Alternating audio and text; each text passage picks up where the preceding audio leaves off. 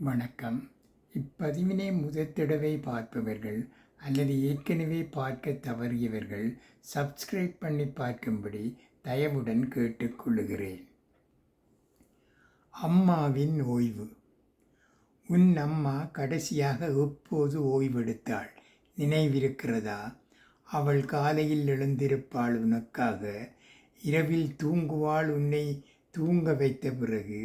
அவள் எப்போதாவது சொன்னதுண்டா, நான் களைத்து விட்டேன் என்று? இல்லை. ஏனென்றால் அவள் அன்பில் மூழ்கியிருந்தாள். அன்பு களைப்பை உணரவிடாது என்று நம்பினாள். ஆனால் அவள் உடல் அது களைத்தது, அது வலித்தது, அது ஓய்வு கேட்டது. அவள் கேட்கவில்லை. இன்று அவள் உடல் எப்படி இருக்கிறது என்று யோசி.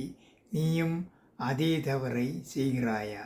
இது படி, மீண்டும் படி, உள்ளே இறங்கட்டும். உலகில் மிகவும் வலிமையான மனிதர்கள் யார் தெரியுமா?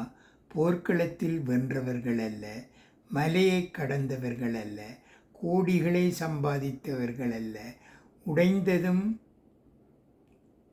எழுந்தவர்கள், அழுதும் சிரித்தவர்கள், களைத்தும் தொடர்ந்தவர்கள்.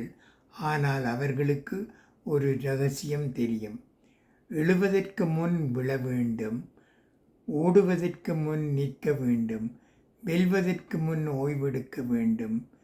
திருமூலர் 3000 ஆண்டுகளுக்கு முன் சொன்னதை இன்று உலகம் அறிவியலாக நிரூபிக்கிறது.